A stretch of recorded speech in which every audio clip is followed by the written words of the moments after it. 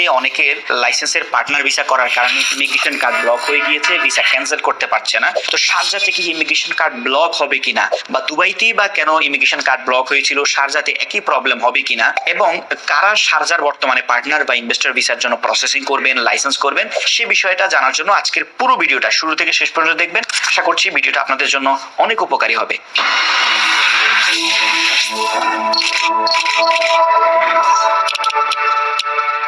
আসসালামু আলাইকুম বন্ধুরা, কেমন আছেন সবাই? আশা করি সবাই ভালো আছেন। হ্যালো দুবাইয়ের আরো একটি ভিডিওতে আপনাদেরকে স্বাগতম। বন্ধুরা, বর্তমানে আপনারা আমাদেরকে খুব বেশি প্রশ্ন করছেন, মেয়াদান ফ্রি জোনের যে ভিসাটা হতো, ভিসা আগের মতো ইস্যু হচ্ছে না, এবং ফ্রি জোনের কোটা অনেক কোম্পানির সে আগের মতো কোটাও দিচ্ছে না। সেক্ষেত্রে বাংলাদেশি পাসপোর্ট হোল্ডাররা কি ভিসা লাগাবেন, এটা নিয়ে আপনারা আমাদেরকে অনেক প্রশ্ন করে থাকেন। সেজন্য আপনাদেরকে বলবো, বর্তমানে বাংলাদেশিদের জন্য বর্তমানে শারজাতে যদি আপনারা কোনো বিজনেস বা ব্যবসা ওপেন করেন, সেই ব্যবসা প্রতিষ্ঠানে বা সেই কোম্পানি ওপেন করলে একটা কোম্পানিতে নরমালি 4 জন থেকে 5 জন যদি আপনারা পার্টনার মিলে একটা ব্যবসা ওপেন করেন, সেক্ষেত্রে আপনারা 4 জন কি 5 জন পার্টনার ভিসা ওখানে লাগাতে পারেন, এবং বৈধভাবে ব্যবসা পরিচালনার পাশাপাশি আপনাদের ভিসার যে সাময়িক জটিলতা বা যে সমস্যা, এটা আপনারা সমাধান করতে পারেন। সেজন্য আপনাদেরকে বলবো, যদি শারজাতে কোনো বিজনেস ওপেন করতে চান, শারজাতে কোনো লাইসেন্স ওপেন করতে চান, লাইসেন্স ওপেন করে আপনারা আপনাদের ভিসার সমস্যাটা বর্তমানে সমাধানের পাশাপাশি ব্যবসা পরিচালনা করতে চান, সেক্ষেত্রে আমাদের শারজা অফিসে যোগাযোগ করতে পারেন, অথবা আমাদের নিচে দেওয়া যে নাম্বারগুলো আছে, নাম্বারগুলোতে যোগাযোগ করতে পারেন।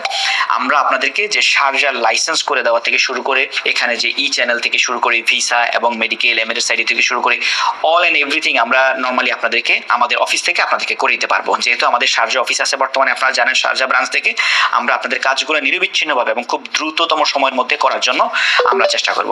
তবে অনেকের মনে যে বিষয়টা নিয়ে সবচেয়ে বেশি সংশয় বা চিন্তা বা টেনশন, সেটা হচ্ছে, আমরা জানি যে আগে দুবাইতে যারা পার্টনার বা ইনভেস্টর ভিসা করেছেন বা লাইসেন্স করেছেন, যারা বিজনেসটা প্রপারলি পরিচালনা করেন নাই, লাইসেন্স প্রপারলি পরিচালনা করেন নাই, লাইসেন্স ব্লক হয়ে গিয়েছে। তবে আমরা ধারণা করছি, যেহেতু দুবাইতে লাইসেন্স ব্লক হয়েছে, এটার মেইনলি 2 থেকে 3টা রিজন ছিল।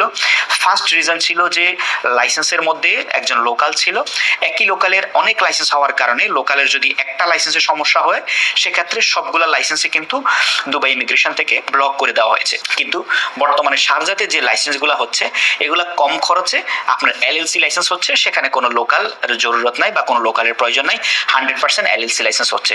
সুতরাং যে লোকালের কারণে ব্লকের যে কারণটা বা যে ব্লক হতো, আশা করছি যে শারজাতে এমন কিছু হবে না। পাশাপাশি আপনারা চাইলে শারজাতে আমরা যেটা করছি, সেটা হচ্ছে যে যারা এখন বর্তমানে লাইসেন্স করছেন, আমরা ইমিগ্রেশন কার্ডগুলো 3 বছরের জন্য আমরা পেমেন্ট করে, কিছু পেমেন্ট বাড়তি পেমেন্ট দিয়ে 3 বছরের জন্য ইমিগ্রেশন কার্ড করতেছি। সেক্ষেত্রে ইমিগ্রেশন কার্ড যদি ভ্যালিড থাকে নর্মালি, তাহলে আশা করবো যে নর্মালি ইমিগ্রেশন কার্ড ব্লক হওয়ার কোনো সম্ভাবনা থাকবে না। তো মোটামুটি যেটা